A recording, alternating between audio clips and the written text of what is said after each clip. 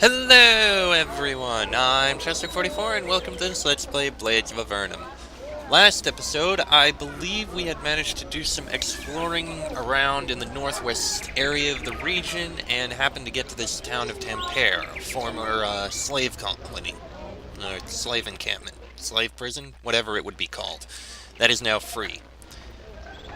I believe. It's been a while since I've done any recording, I'm not even going to get into it. Anyway, now it's time to get moving and explore around through here.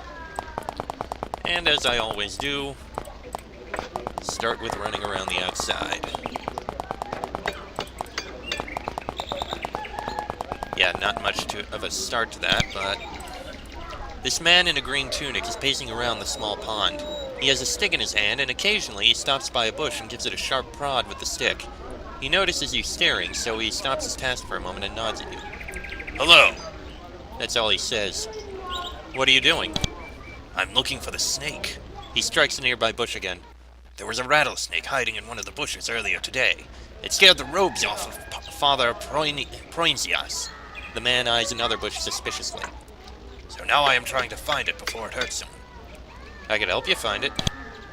Jeffrey isn't even looking at you, but he waves his hand at you quickly. Yes, all help is much appreciated. I'm beginning to think the snake is not in one of these bushes. With any luck, it has slithered out of here. Probably not, though. I'm pretty sure I have seen that snake slither out of bushes before. Oh, but let me know if you'd find it. Any luck in finding the snake? No. Jeffrey would probably have better luck if he extended his search area a little. Finding a snake. Alright, I guess we can see what happens with that. Oh, that's a cemetery. Remembering what Jeffrey told you, you swing your weapons at the bush. Sure enough, a snake jumps out of the bush, rattling its tail menacingly. Well, we just killed a rattlesnake. A minute. This elderly man in tarnished yellow vest is the caretaker of the cemetery. He's currently pulling weeds from near the tombstones. When he sees you, he brushes the dirt from his hand and extends it to you. You shake hands. Ah, haven't seen you around before. My name is Richard, and I tend for our little graveyard here.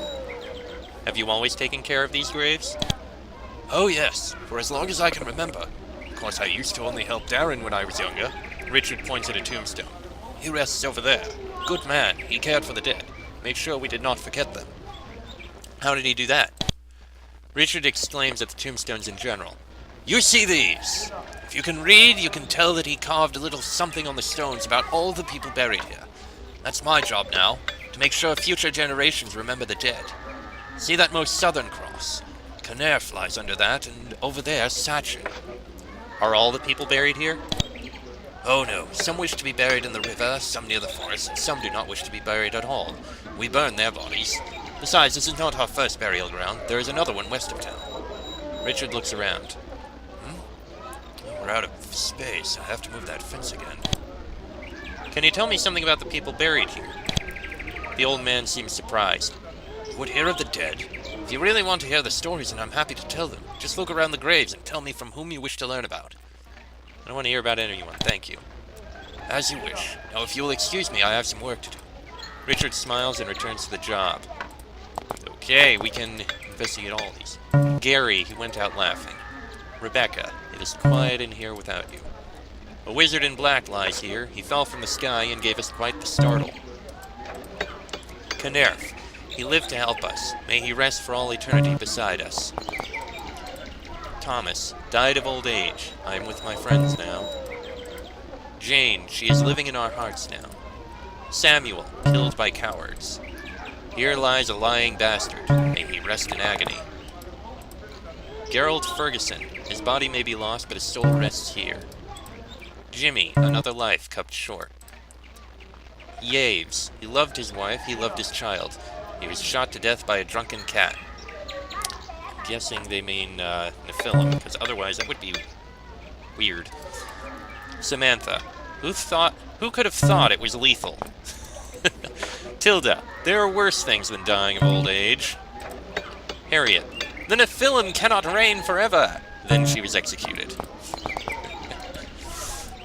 Alco, nobody can hurt him anymore.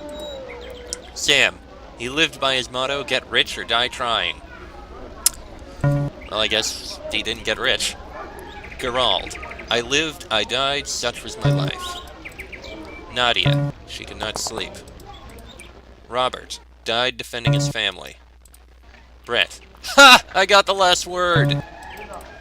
Darren of Tampere. He would have made sure his grave stayed clean. Sachin. He worked every day, he worked every night. An eternity of rest well earned. Alright. Who is Knerf? A Nephilim. Richard smiles warmly. There were some among the cat people who thought they were treating us cruelly. There were some Nephilim who thought like him, but most of them were young, with no real power. But Knerf was an old, noble Nephilim who, in his older days, began to help us. He came here often and did his best to stop the cruelty. But alas, he was viewed senile by his fellow leaders. Before he could do much, he was executed. The Nephilim threw his body at the doors of the temple, and we laid his body to rest with the people he tried to save. Is that wizard in black the one who fell in Farango? Oh yes, peculiar story that. Since no one knew him, he was brought to me. I could at least give the man a decent burial. You knew him, right? Bah, never mind. Somehow I feel you could not tell me anything pleasant about him. The protectors are judging him now. Who is that lying bastard? Richard chuckles darkly. Him and Darren got into a bit of a fight when they were still alive. I do not know all the details, I was very young then, but I believe a woman was involved. Darren wrote the epitaph, not me.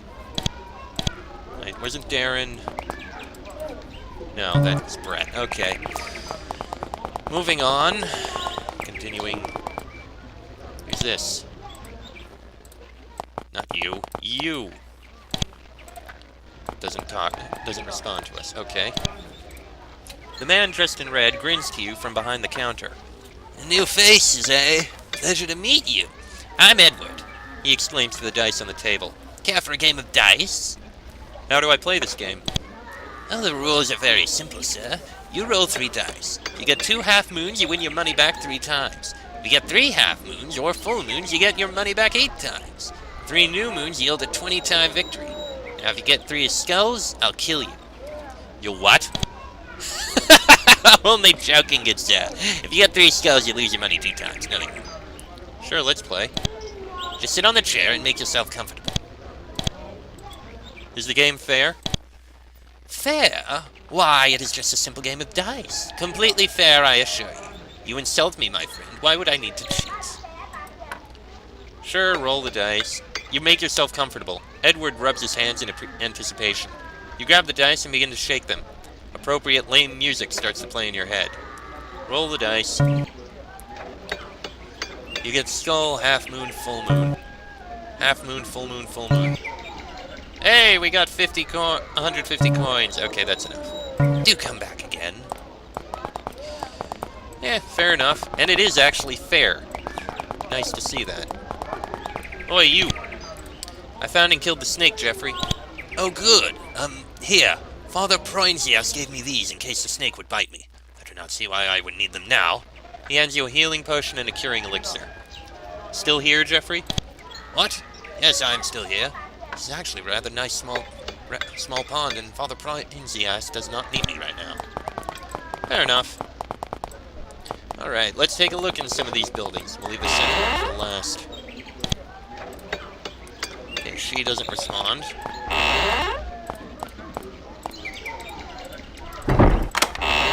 Ooh, picked it open. Strength elixir, nice. Steel short sword and amber. Hold on a moment. Let me see here. 3 to 12. Yeah, I think it's not good enough. Oh! I made a discovery that someone mentioned to me just recently. Apparently, slith spears are one-handed pole weapons. All those times in the past I was using a slith spear, I could have used a shield. I did not know this. I don't know how I could have possibly known this. So, yeah. That was something that I wish I had known.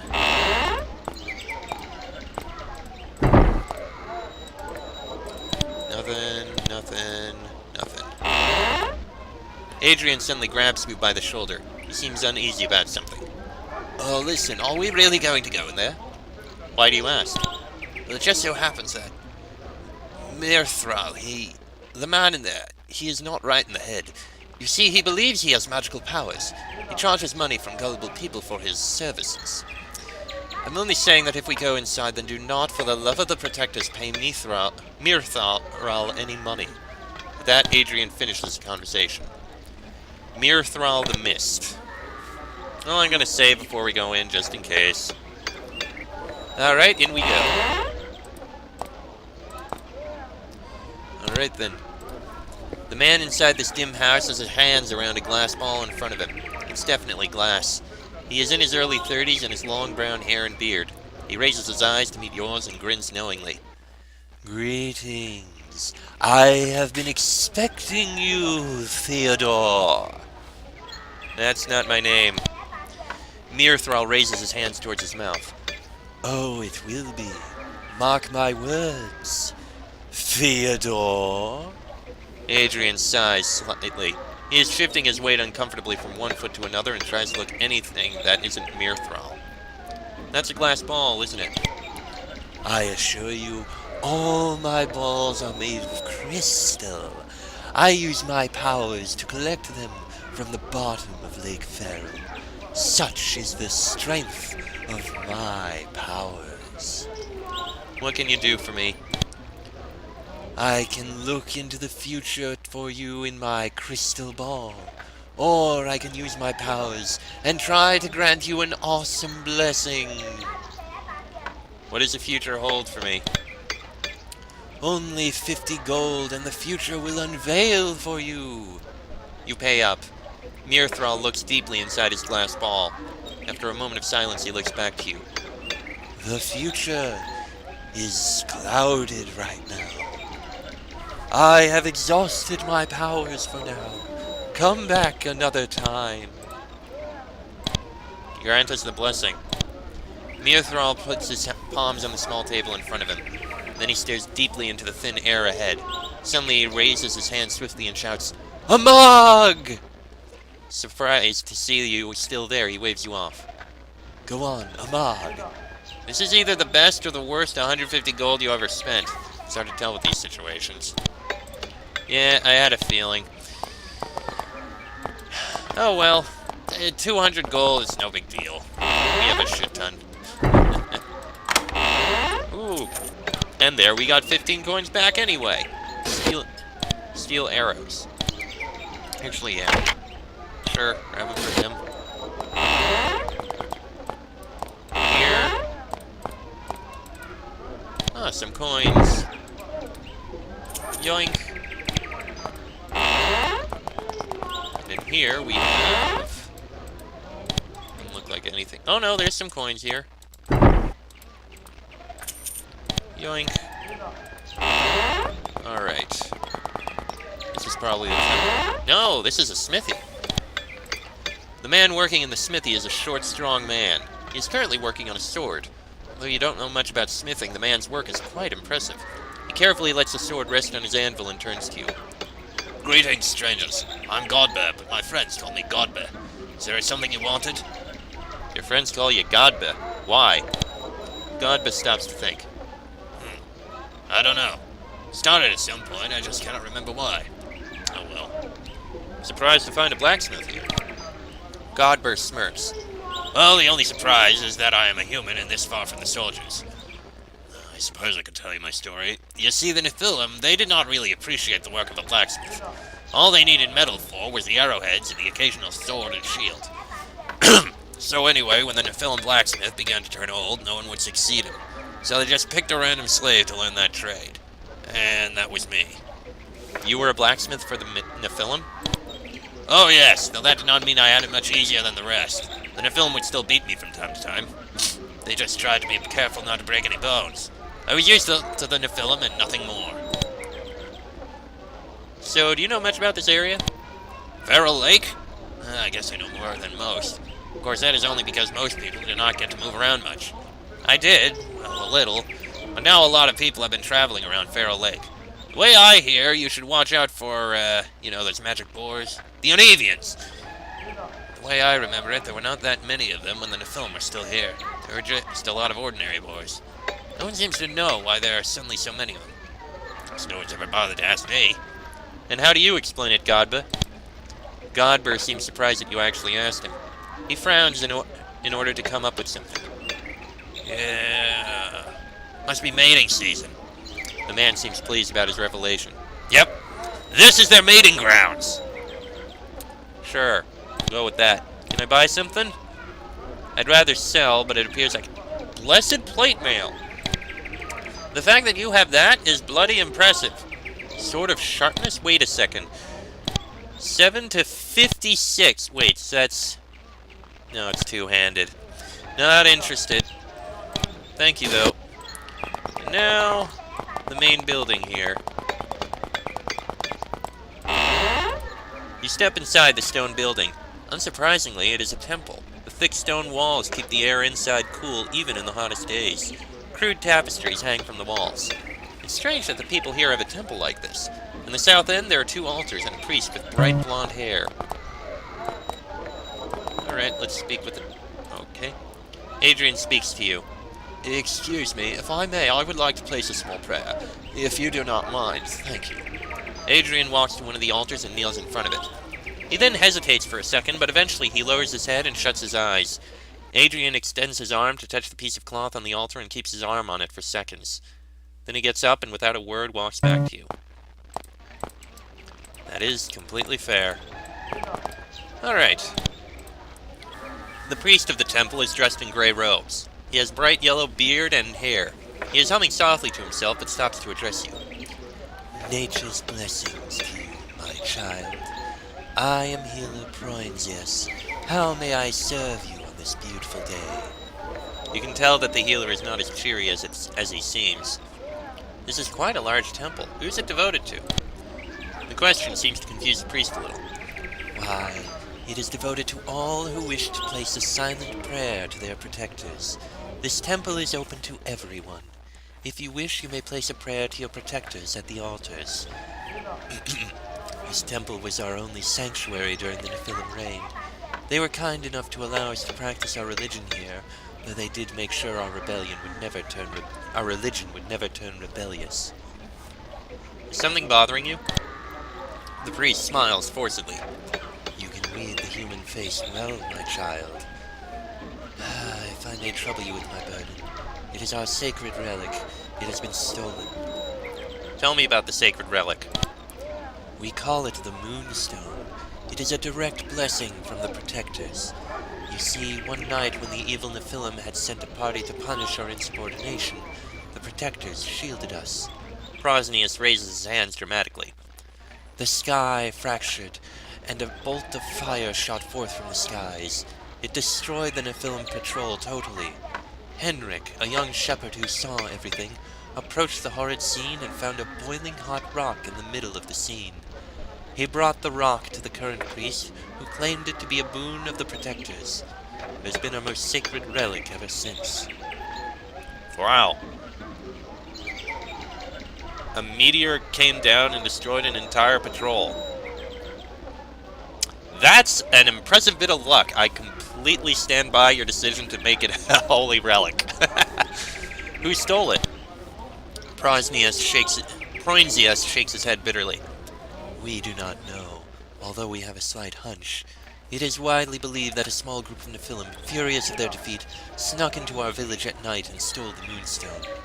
When we found out that the Moonstone was missing, we immediately organized a search party. We quickly found humanoid tracks leading to the east. We followed the tracks, but lost them in the northern Great Swamp.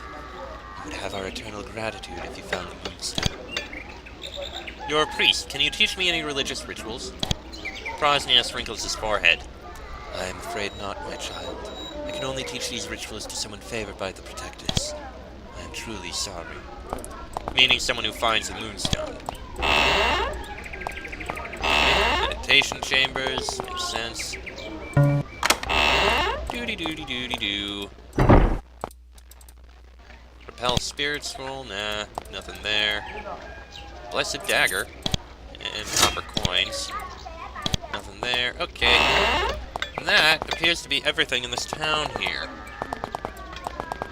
Alright, let's go outside. I want to see if I can find it. He said it's somewhere in here. Yep, I need to do that. Remembering what Father Proinzias told you, you searched the swamp for any peculiar tracks. Hours of searching reveal one thing: you're not much of a tracker. You find several tracks that have clearly been made by humanoids. However, the marshy ground is good at concealing tracks all by itself, and you'd guess their thieves have been covering their tracks as well. The thieves might be hiding in the swamps. You're just going to have to wander aimlessly to find them. Unless that's it right there. No, that's not it. So that's actually it. We have to wander aimlessly in order to find them.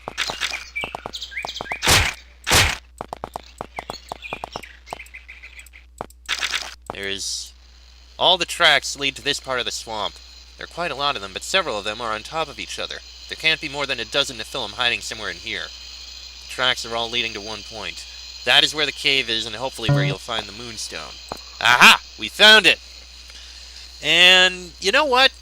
Make this episode a little bit shorter. We'll go grab the Moonstone in the next episode. I don't want to start going through this right at the beginning here. Nah.